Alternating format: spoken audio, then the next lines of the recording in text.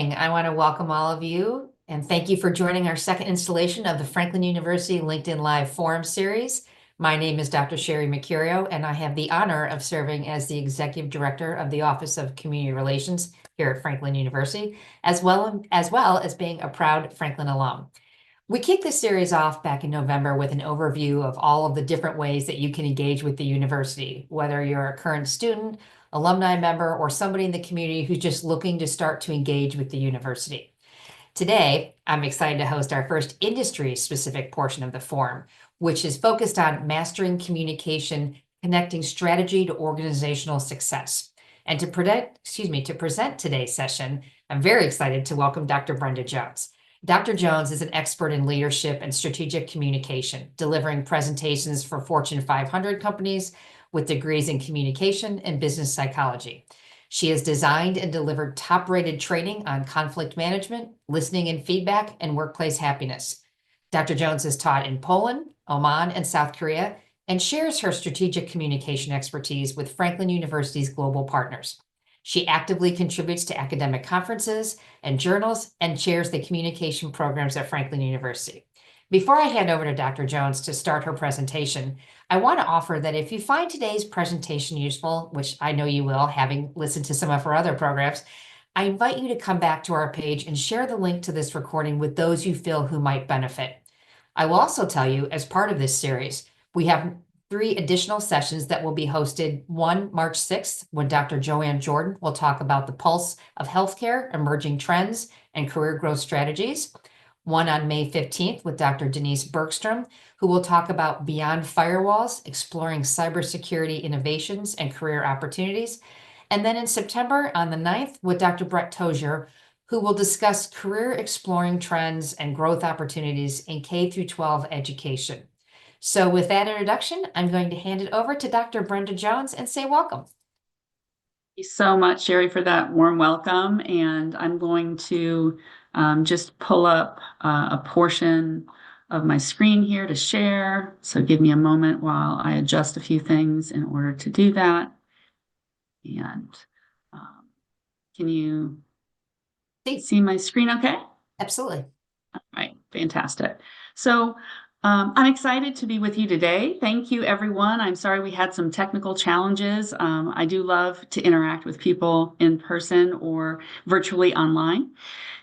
Today, I'm going to talk about managing our communications, and a survey conducted a few years ago by what is now Willis Towers Watson discovered that companies who executed highly effective communication practices experienced a 47% higher total shareholder return. So the bottom line is that it makes sense for us to be concerned about our quality communication, to really be thoughtful about it, and understand it's an organizational asset that we have to actively communicate well and make it a priority. So we're going to dive into communication strategies today for organizational success.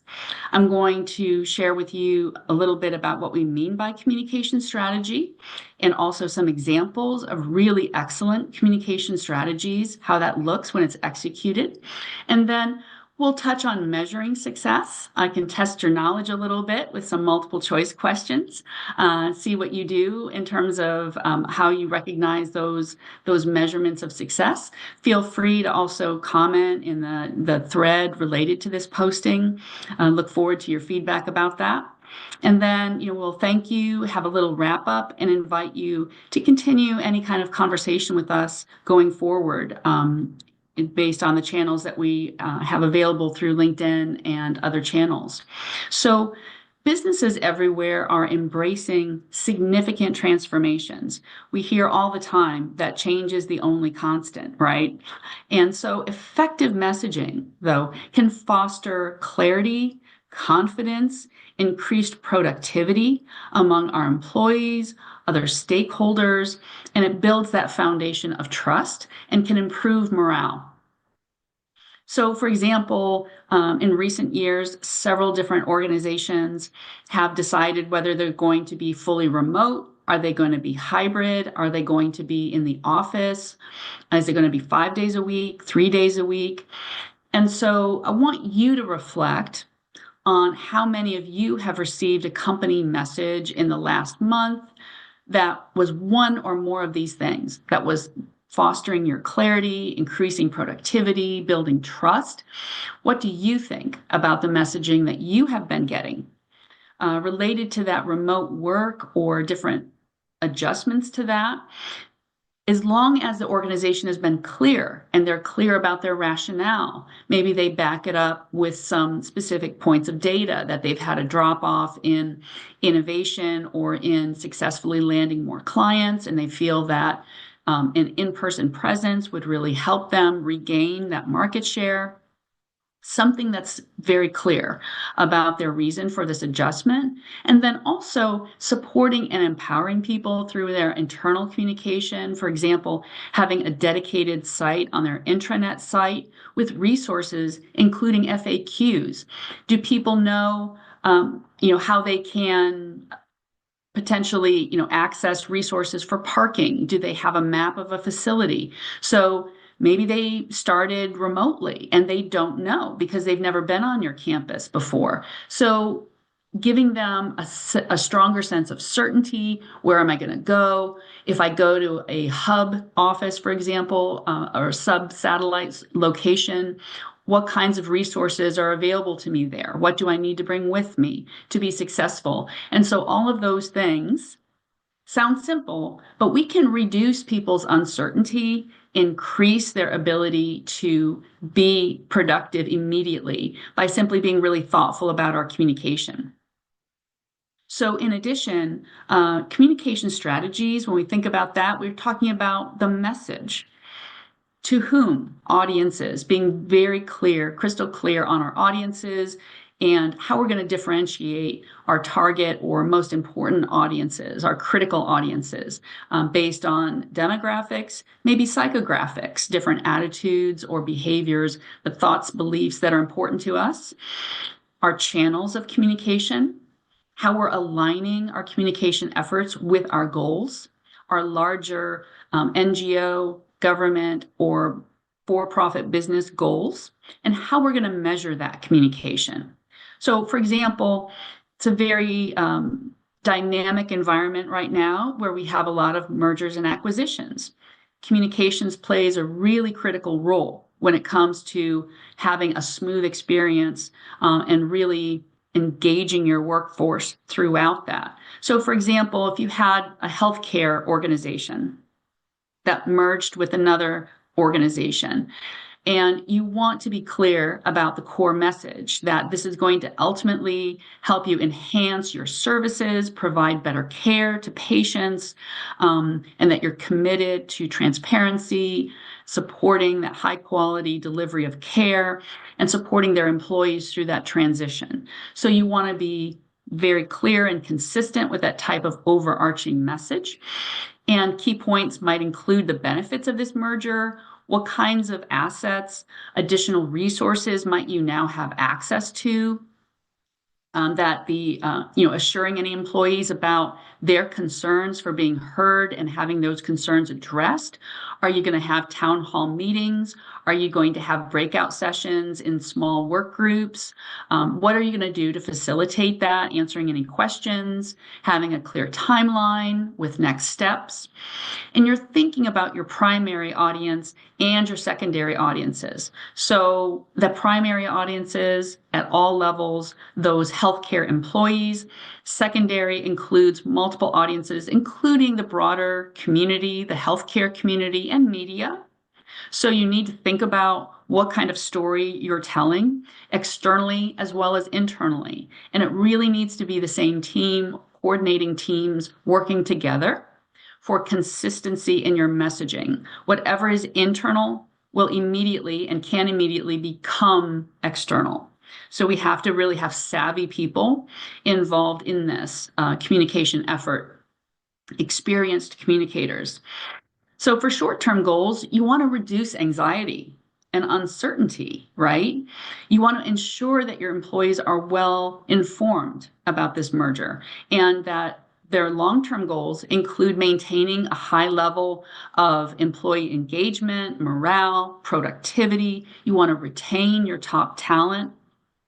and foster a really strong, positive culture, right? You want to have a good, productive environment for people to be able to continue to serve their patients.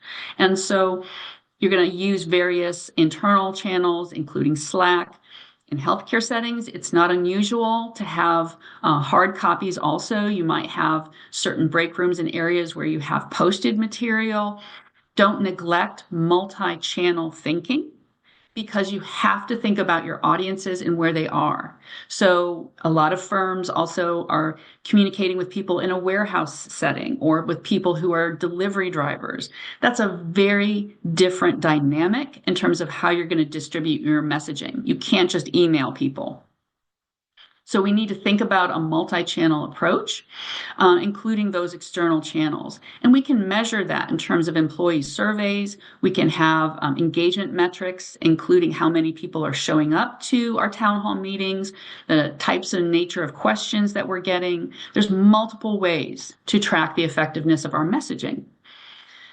So I'd like to today just try to encapsulate this into a tighter framework of a SAGE communication strategy, kind of moving a few of those pieces around. So S for story, SAGE, there's a story we need to make compelling with human elements, with key points of data to tell the story.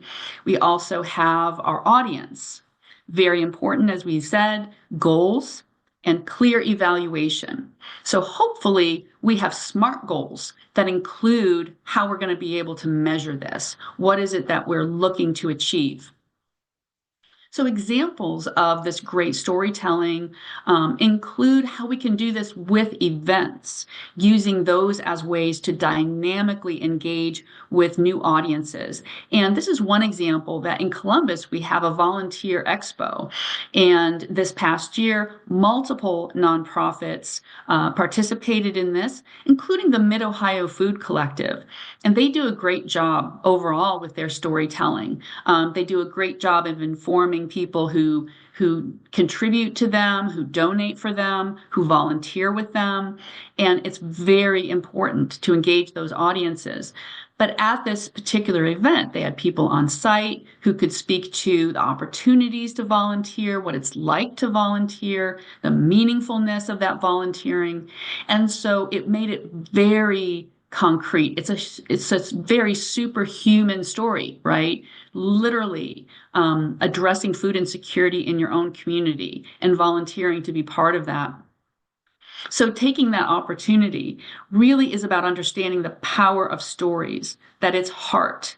It's going to really help us tell that story of how our efforts can impact affected individuals in our community. So it's beyond sharing the numbers and how many people we've served, which is important, but it's the difference we're making in people's lives, being able to tell that story. So switching gears a little bit, we all know Lego, right? It's a company that's well loved. How many of us played with Legos as a kid? Also a dynamic company that I'm going to tell a couple stories about. One is for internal comms and the other is external. So for internal comms, Lego was on the brink of bankruptcy, and their new CEO, Vigo V Newcorp, I'm going to say it completely incorrectly, but Jorgen Vignuksten, which is the spelled right there. I have a little Lego person with an arrow pointing to him. Went to the folks and was very transparent in the internal communication. He really spearheaded open and honest communication and spoke directly to the employees about the challenges they were facing and the need for change, and involved them in the turnaround process. And that created this sense of ownership and unity among the team. And so, have you ever worked in an organization where open communication really helped drive change? Think about it. What impact did that have? When your leadership, it was very clear, they shared the data with you, they were also inviting you to be part of that solution and actively showing how they were doing that, right? How they were listening, what they were doing with what employees brought to them. that can be very impactful. And we saw during the pandemic, for example, this company had 15% growth, which is no small feat for a toy company. Okay.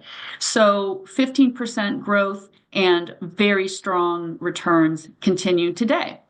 So Lego part two, the external stories that they're also telling, connecting education and innovation with their products. They have been passionately a hands-on learning organization from their founding, right? And their products appeal to kids and adults. I know several adults, including some colleagues, who have devoted a lot of time and a lot of basement space to their Lego collections. And it's very important to them. And one of their signature pieces is fostering STEM education, right? Not only curiosity overall and creativity, but also fostering this STEM education. And so two standout examples for them recently include Mindstorms and Lego Boost. And this is not a sales endorsement. I'm just talking about the nature of their products and how they're storytelling across channels, right, with multiple audiences. So Lego Mindstorms lets users build and program robots, combining physical building with digital coding, and it's a favorite among tech-savvy educators. Can you imagine, instead of just talking theoretically about something, coming into a classroom and getting to build something, class after class, with your instructor helping you work through that to program it, and you have an actual functional model, a real robot that you can interact with? Lego Boost is for younger ages with the same type of thing, where it introduces coding and robotics through an intuitive icon-based app. And what kid wouldn't want to program a robotic cat? I mean, come on, it's fantastic. So they have these very approachable products. And furthermore, they have clear messaging. They have micro videos, easily accessible right off their webpage. So small units of learning, they're on multiple channels. They also have channels where they're sharing out challenges, and those enthusiasts are telling their own stories about what they have done with the kit that they purchased. They're telling their own stories about what they built as a family. Really interesting stories. So what's going on there? It's external, right? But they're saying, hey, we understand this could be complicated. We have written directions in multiple languages. We have videos. We have, videos with captioning and all of these different things, downloadable PDF documents, easy to follow directions with pictures. We love pictures. All of those things are saying, we want to empower you, and we want to also hear about your story. We want to hear about your story with our product and how you're using it, about your creativity and what it's sparked for you, for your students, and for maybe your family. So that's very cool. Like, this is the story they get to tell, right? So coming back to that, we've talked about this SAGE strategy, right? That we have a story to tell. And those are some interesting stories. We also saw they clearly understand audience, right? They understand young parents who are stressed anyway, and they're frustrated with what seems like what could be complicated. They want to simplify it, make it super simple. It's just a drag and drop kind of app, right? You can easily do these interfaces and not have to skip a beat. Like, it's easier to do than, maybe even using a streaming service in some cases, on your phone to try to get that to talk to your TV, right? Super easy.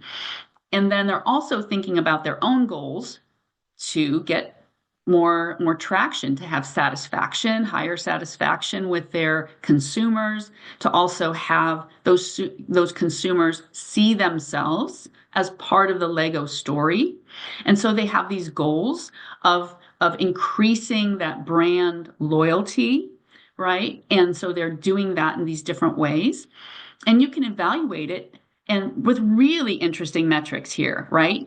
Far beyond likes. They can see people sharing original content with their robots, right? They can see people who are saying, this was super helpful. Thank you for having this video. Or I was excited to win this contest. We're so excited to get a free additional kit. Now we can add to our collection, right? So there's lots of opportunity there where you're evaluating how many people are sharing this now across their channels, how many more additional, leads did you get, or maybe traffic or increased volume of sales, many different ways to evaluate that. As a communicator, we'll get into this, but measurement is key in terms of determining our success.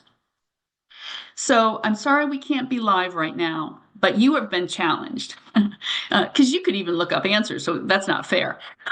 But measuring success, we talk about key performance indicators.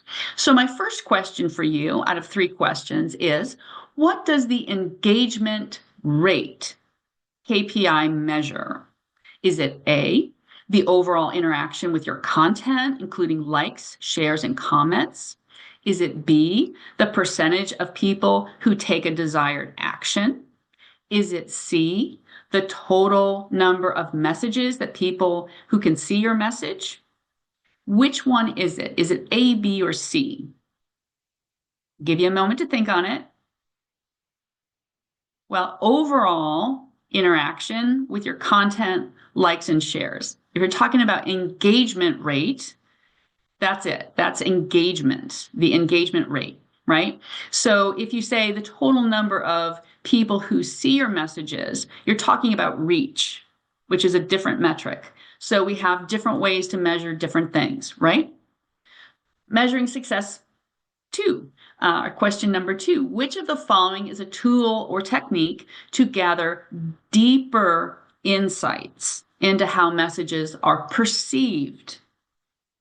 Okay, so the sense making of our folks. Sherry knows all these things, so she should not give you the answers. It's not fair. I'm taking notes. Oh, fantastic.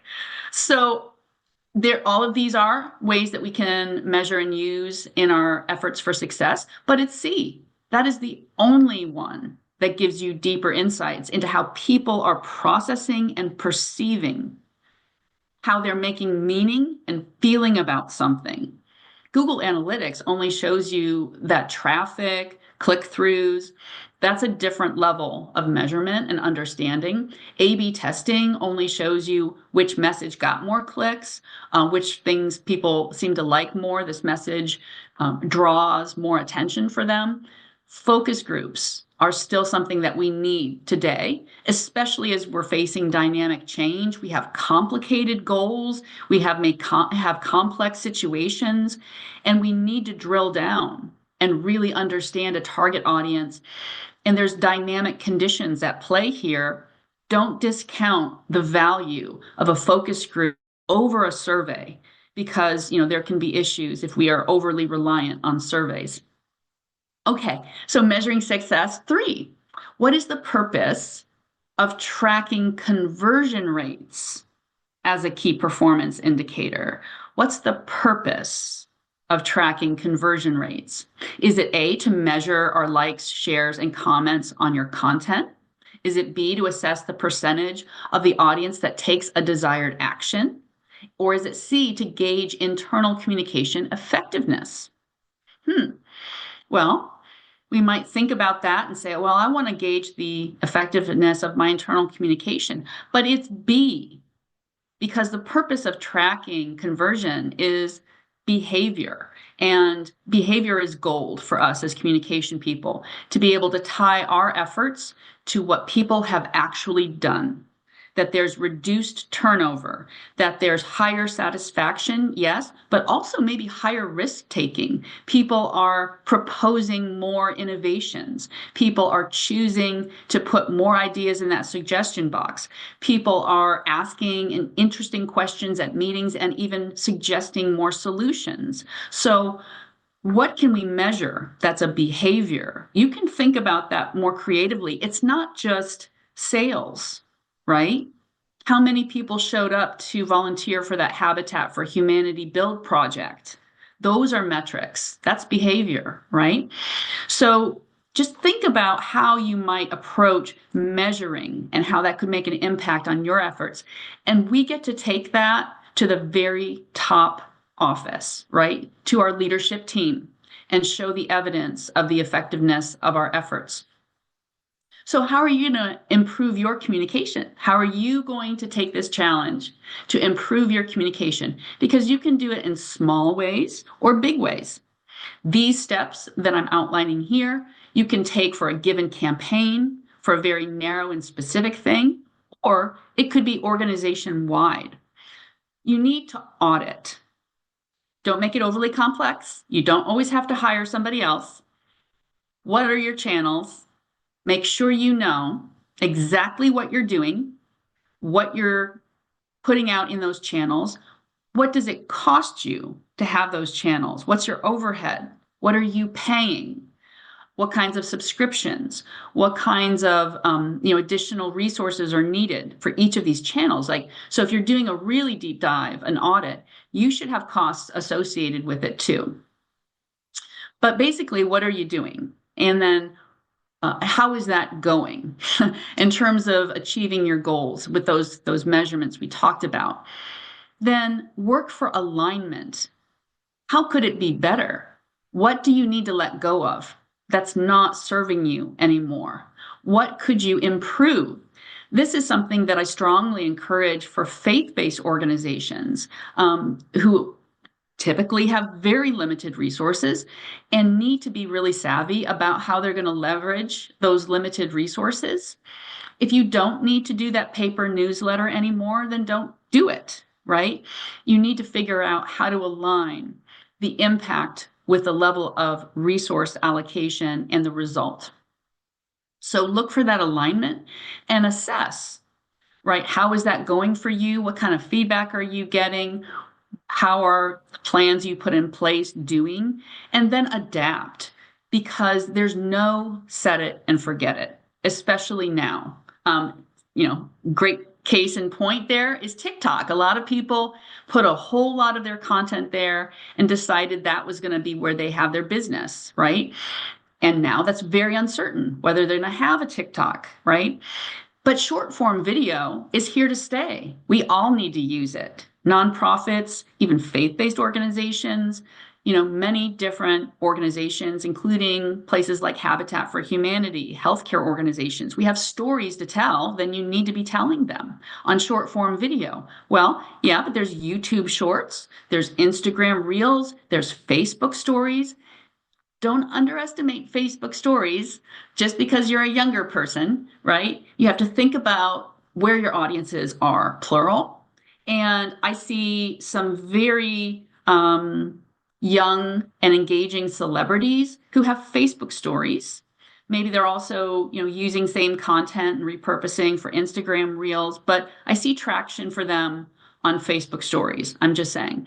So think about where you're going to tell those interesting stories that we've touched on. So I want to thank you for your attention today. I'm excited to share these things with you. I hope you found something valuable, something interesting that piqued your interest, and you can feel free to reach out to me. My QR code is there. I'm always happy to chat with people.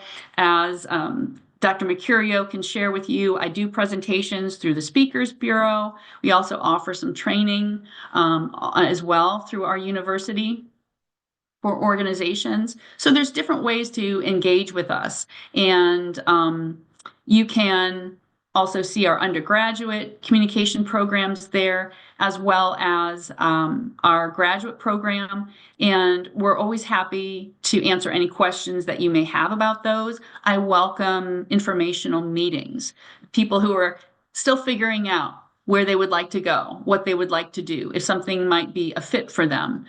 I love to have those conversations. So feel free to reach out. Anything else for you, Dr. Mercurio? Other than to say thank you, I have been in communications most of my career, and yet I was scribbling notes. If you saw me looking down, I happen to have a communications meeting this afternoon about a piece that needs to go out in our university, and I was scribbling some great reminders.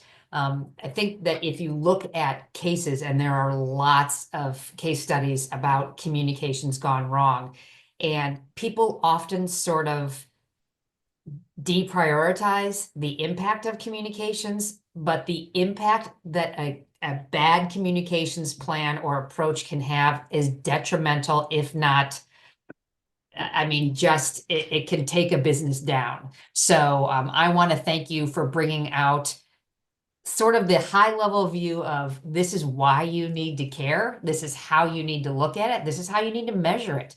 Measuring is always something that people are reticent to do because you think, that's where the proof is in the pudding. But you have to look at those measurements not as a punitive data point, but really, how do I improve? Where is there opportunity to continue? We all think we know everything because we're in it, but when you're talking to somebody else who doesn't know, communications has such an opportunity to really galvanize a community, really make sure that employees feel seen, heard. As you were talking, I was thinking of some great opportunities that Franklin did that made me feel seen, that made me feel like I was valued. And those were because of the way they were communicated. So I want to thank you. You always do such a great job. I want to thank you for your patience when we experience some technical difficulties. So thank you for that.